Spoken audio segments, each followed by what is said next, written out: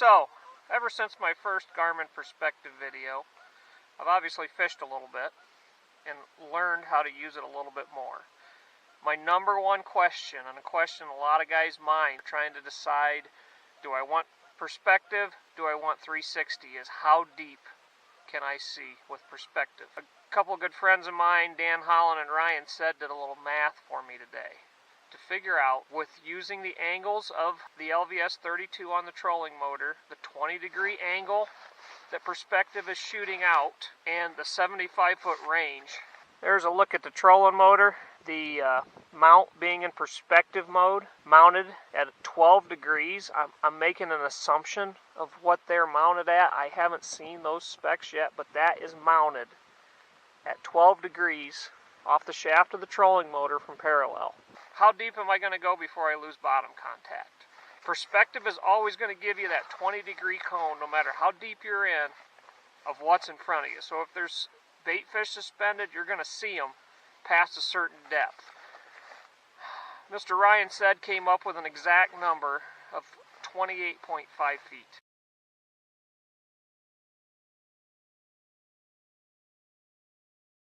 Well, we're going to take a look. I have got a log that I know about that's in 26 feet of water. We are right around it right now, and we're going to see if we can see it on perspective. So let's go to the fish finder. Okay guys, as you can see, right now we are in 38 feet of water. And if we take a look at perspective, we're pointing up. We're on an upward slant to the break. We're going to get closer to this log that's laying out here in 26 foot. Okay. We're going to take a look, and right there is the log, and that log is in 26 foot of water. We're going to troll closer to that log. You still see it.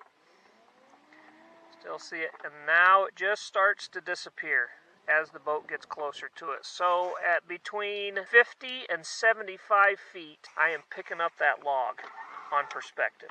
But it's just the last 50 to 75 feet of my cone. The rest of this in here is going to be just part of the water column. If I pan over, you'll see the brake line, you'll see the weeds, there's a few weeds up there. Even another log I actually did not know about is up there. So here's that log. That's at about 70 feet away from the boat. You can see right now we're in 27 feet of water, and there's that log in 26 feet of water. So we can for sure see that log in perspective mode. As we get closer, we start to lose it.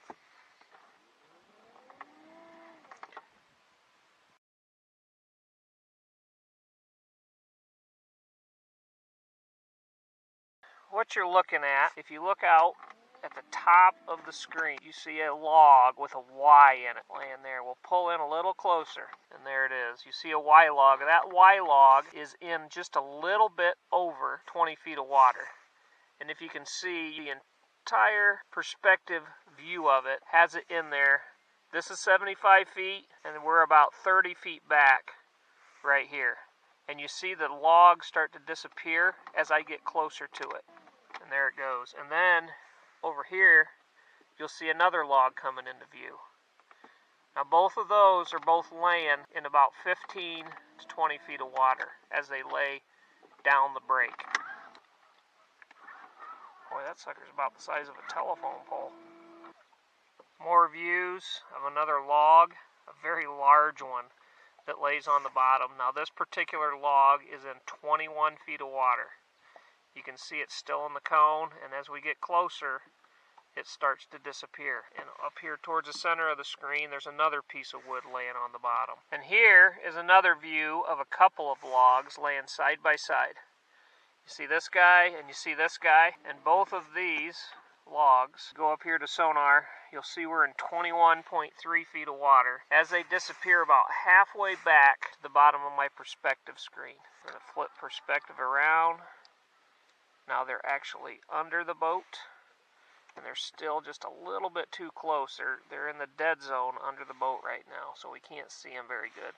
If we come up here to sonar, we can actually see it laying on the bottom, and you'll see right there it's showing it's the top of that thing's in about 19 feet of water. That log lays between 17 and 22 feet of water. And here it is, showing up in perspective again as we go past it. Now I'm pointing back under the boat, and you can see that log laying there in about 21 feet of water. So guys, tonight I've looked at some structure in 20 feet of water, and I'm all the way out to 27 feet of water. I have been able to see those pieces of structure that deep, and you can see that guy laying there right now behind the boat. As we get shallower, we are now in 17 feet of water, pointing out behind the boat into about 19 to 21 feet of water as that thing lays on its slope. So we for sure can see out to at least 27 feet of water. We can see structure laying on the bottom that stays within the cone. From what I gathered tonight, I don't have any structure deeper than 27 feet I can look at. It looks like we can see